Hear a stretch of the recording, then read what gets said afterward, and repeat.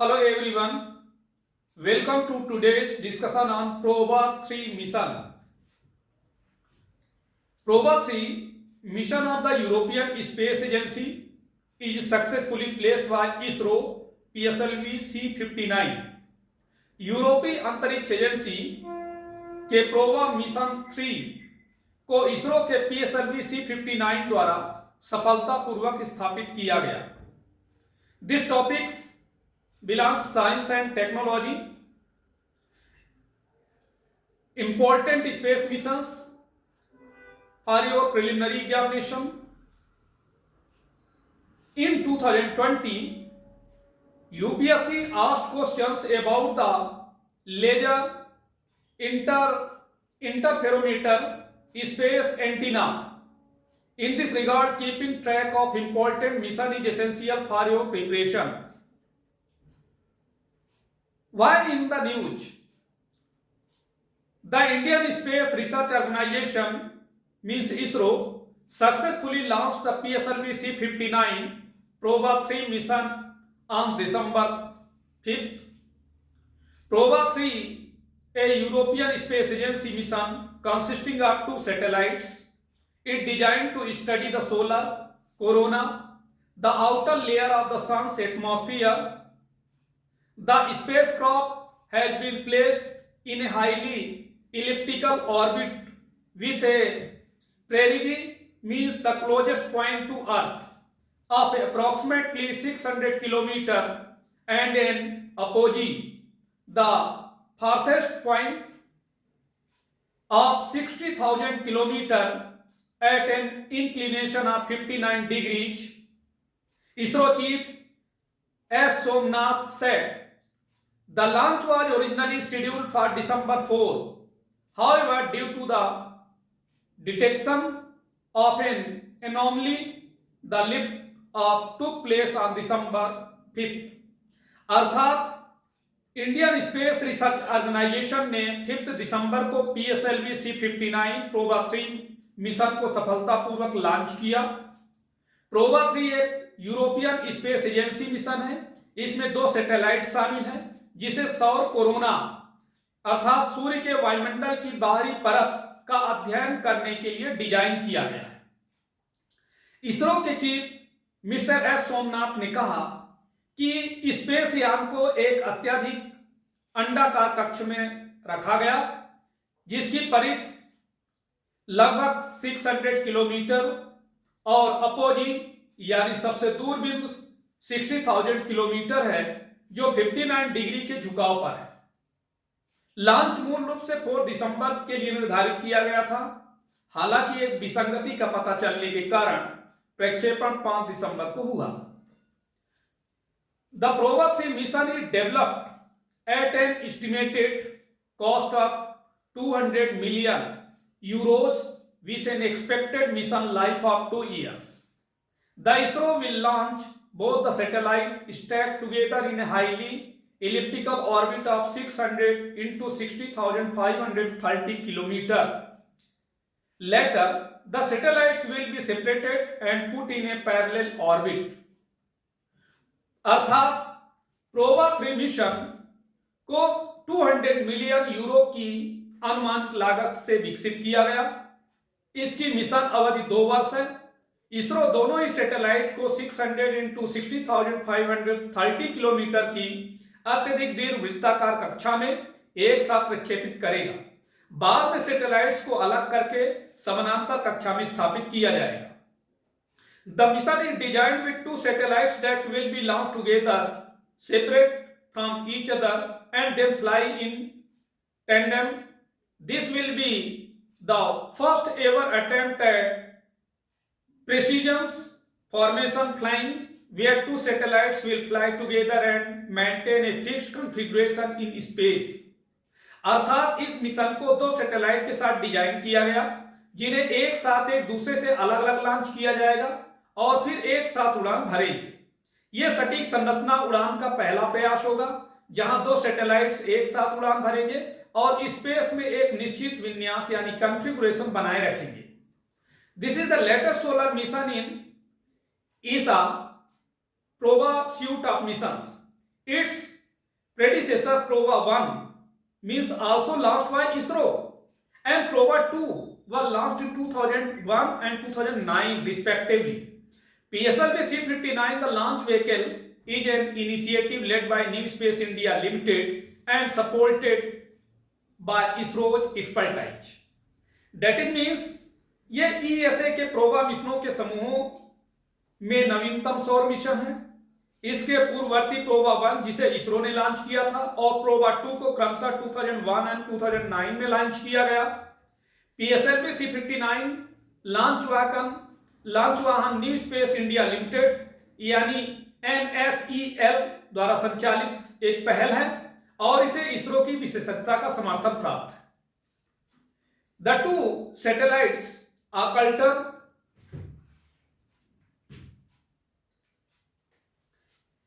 इस डायग्राम से समझ सकते हैं। Occulter weighing about 250 kilogram, the cube-shaped occulter bearing a 140 centimeter diameter disk will fly with the same face towards the sun at all times. For the missions, science operations in cast a precisely controlled shadow onto the coronagraph spacecraft.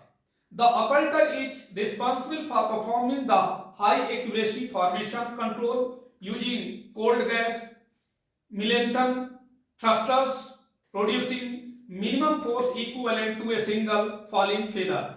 The DARA radiometers is mounted on the occulter's sunward side.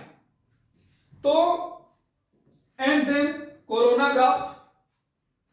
This is the coronagraph. The 300 kilogram coronagram spacecraft hosts and missions main spices coronagraph instruments like the occulter.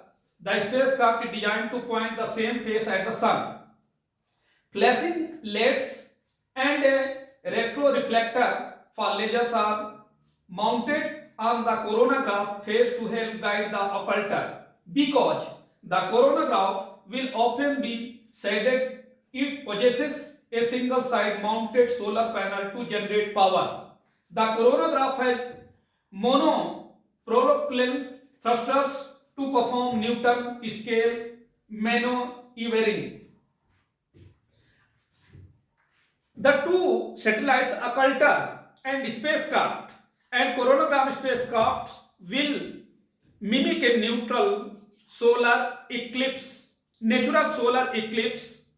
They will maneuver precisely in Earth's orbit so that one satellite casts a shadow onto the other. अर्थात दो उपग्रह occulter spacecraft जिसका वजन 200 kilogram है and coronagraph spacecraft प्राकृतिक सूर्य ग्रहण की नकल करेंगे। वे अर्थ की कक्षा में सटीक रूप से कार्य करेंगे ताकि एक सैटेलाइट दूसरे पर छाया डाल सके। Naturally occurring solar eclipse allows solar physicists to observe and study the sun's corona for 10 minutes across an average of about 1.5 eclipse events per year. Proba 3 will give 6 hours equivalent to 50 such events annually, which will help deepen understanding of the sun's corona like never before. प्राकृतिक रूप से होने वाले सूर्य ग्रहण और भौतिकविदों को प्रतिवर्ष औसतन लगभग 1.5 ग्रहण घटनाओं के माध्यम से 10 मिनट के लिए सूर्य के कोरोना का निरीक्षण और अध्ययन करने की अनुमति देता है। प्रोबा 3 6 घंटे देगा जो सालाना 50 ऐसी घटनाओं के बराबर है जो सूर्य के कोरोना को पहले से कहीं अधिक गहराई से समझने में मदद करेगा। Both the occulter and the coronagraph will face the sun at all times. They will maintain a formation of a few millimeters and then move to a position where they will be 150 meters apart for 6 hours at a time. अर्थात occulter और coronagraph दोनों ही हर समय सन की ओर मुंह करके खड़े रहेंगे और वे कुछ मिलीमीटर की दूरी बनाए रखेंगे और फिर ऐसी स्थिति में पहुंच जाएंगे जहां वे एक बार में 6 घंटे के लिए 150 किलोमीटर की डिस्टेंस पर होंगे। ठीक है, 150 मीटर्स की डिस्टेंस पर होंगे। One satellite will act as a wing telescope kept at the center as a shadow cast by the other satellite positioned 150 meters away. This positioning will facilitate observing the sun's corona and will be autonomously achieved through precise flight formation. अर्थात एक उपग्रह एक अवलोकन दूरबीन के रूप में कार्य करेगा जिससे 150 मीटर डिस्टेंस स्थित दूसरे सैटेलाइट द्वारा डाली गई छाया के केंद्र में रखा जाएगा और यह स्थिति सूर्य के कोरोना का अवलोकन करने में सुविधा प्रदान करेगी और सटीक उड़ान निर्माण के माध्यम से स्वायत्त रूप से प्राप्त की जाएगी। If done successfully, the occulter will create an artificial yet stable eclipse by masking large parts of the sun. As a result, the sun blending light will get blocked and only the solar corona will be visible to the coronagraph, which will photograph and facilitate studies of the lesser known features. अर्थात यदि सफलतापूर्वक किया जाता है तो occulter सूर्य के बड़े हिस्से को छिपाकर एक आर्टिफिशियल लेकिन स्थिर ग्रहण बनाएगा। परिणाम स्वरूप सूर्य की चकाचौंध करने वाली रोशनी अवरुद्ध हो जाएगी। केवल सौर कोरोना ही कोरोनाग्राफ को दिखाई देगा जो कम ज्ञात विशेषताओं की तस्वीरें लेगा और उनका स्टडी करने में मदद करेगा। Instruments on the Proba 3 mission, अर्थात प्रोबा 3 मिशन के उपकरण के बारे में आप जानें। The association of spacecraft for polarimetric and imaging investigation of the corona of the sun, ASPIICS, or the coronagraph.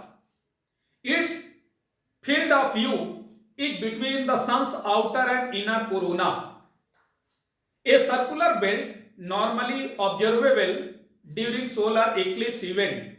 The instrument has a 1.4 meter diameter occulting disc mounted on it to block the sun's light and facilitate a close-up view of this belt. सूर्य के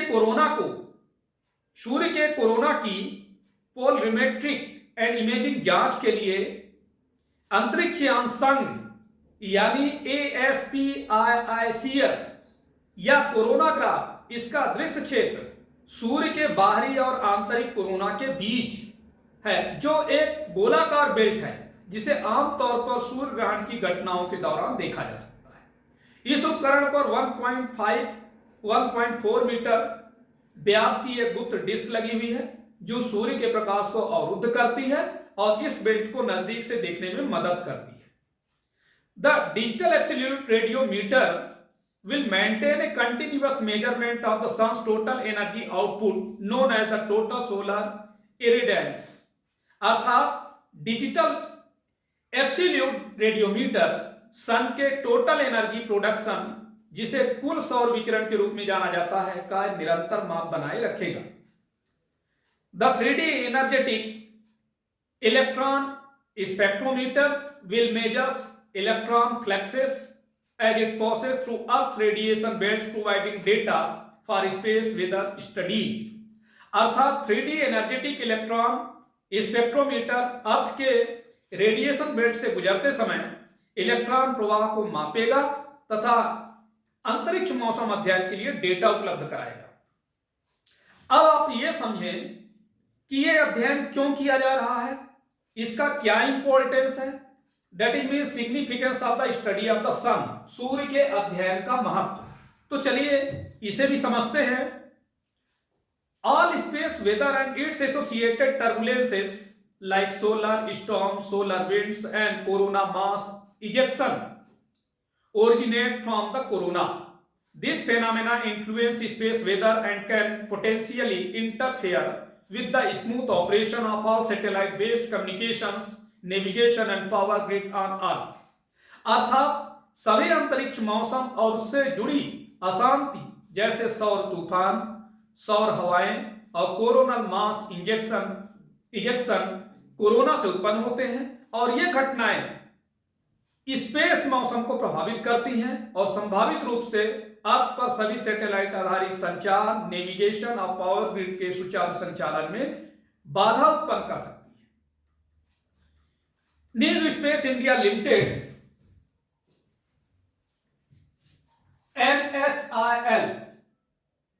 NSIL means New Space India Limited is the commercial arm of Indian Space Research Organization. It's established on 6 March 2019 and chairman and managing director Mr. D. Radhakrishnan in this time. So,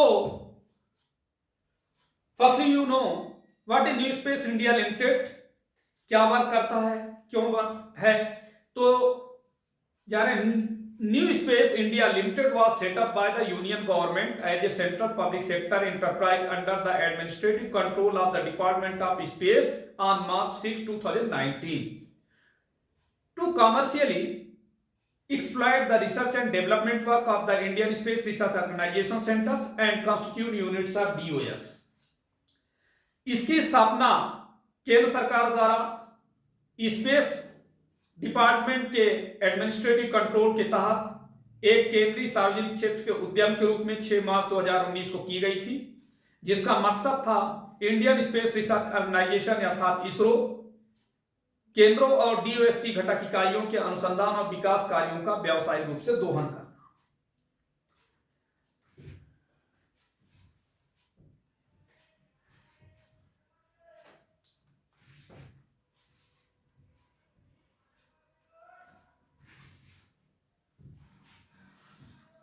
तो ये diagram से आप समझ सकते हैं कि ISRO launch vehicle PSLV and GSLV,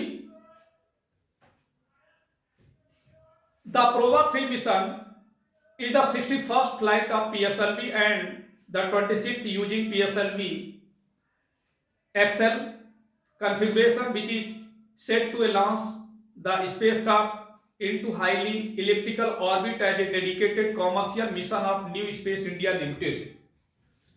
प्रोवा 3 mission PSLV की 61th उड़ान है और PSLV XL विन्यास का उपयोग करते हुए 26वीं उड़ान है, जो न्यू स्पेस इंडिया लिमिटेड के समर्पित कमर्शियल मिशन के रूप में अंतरिक्ष यान को अत्यधिक अंडाकार कक्षा में स्थापित करने के लिए तैयार है। The polar satellite launch vehicle is the third generation of Indian satellite launch vehicle, first used in 1994. More than 50 successful PSLV launches have taken place to date. It also been called the workhorse of ISRO for consistently delivering various satellites into low Earth orbits with a high success rate.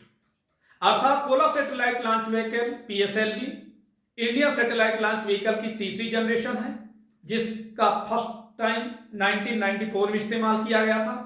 आज तक लगभग 50 से ज्यादा सफल PSLV launch हो चुके हैं। इसे लगातार विभिन्न सैटेलाइट्स को अर्थ की निचली कक्षाओं में उच्च सफलता दर के साथ पहुंचाने के लिए इसरो का सबसे कारगर उपकरण भी कहा जाता है। PSLV XL can lift 1750 kilogram payloads to the sun synchronous polar orbit. That means spacecraft here are synchronized to always be in the same fixed position relative to the sun, and much more 3800 kilogram to a lower earth orbit located at an altitude of less than 1000 kilometer, but could be as low as 160 kilometer above the planet. अर्थात PSLV XL 1750 kilogram payload को सूर्य समकालीन ध्रुवीय कक्षा में ले जा सकता है और इससे भी अधिक 3800 किलोग्राम को पृथ्वी की निचली कक्षा में ले जा सकता है। अर्थात जो सामान्यतः 1000 किलोमीटर से कम ऊंचाई पर स्थित होते हैं, लेकिन अर्थ से 160 किलोमीटर जितनी कम ऊंचाई पर भी हो सकता है। PSLV has successfully launched two spacecraft Chandrayaan-1 in 2008 and Mars orbiter spacecraft in 2013. The launch of PSLV C-48 marks the 50th launch of PSLV. Aditya L1 mission weighing 1,472 kg was launched by PSLV C-57. अर्थात PSLV ने 2008 में चंद्रयान 1 और 2013 में Mars orbiter spacecraft का सफलतापूर्वक प्रक्षेपण किया है। PSLV C-48 का प्रक्षेपण PSLV का 50वां प्रक्षेपण है। 1472 किलोग्राम वजनी आदित्य L1 मिशन को PSLV C-57 द्वारा प्रक्षेपित किया गया। तो इस लेक्चर का इंपॉर्टेंट क्या है? साइंस एंड टेक्नोलॉजी से लगभग हर साल प्रश्न पूछे जाते हैं कि जैसा कि मैं आपके सामने क्वेश्चंस ले रहा हूं कि what is the significance of this mission and the polar satellite launch vehicle, अर्थात इस मिशन और ध्रुवीय उपग्रह प्रक्षेपण यान का क्या महत्व है। Next question, generate what is the importance of the PSLV C-59 और Proba 3 mission. PSLV C-59 Proba 3 mission का क्या महत्व है। What are the components of the Proba 3 mission, Proba 3 mission के घटक क्या हैं। What is the new space India limited NSIL, new space India limited क्या है। तो देखिए इस लेक्चर में इस सभी प्रश्नों का उत्तर मेंशन है। तो थैंक यू।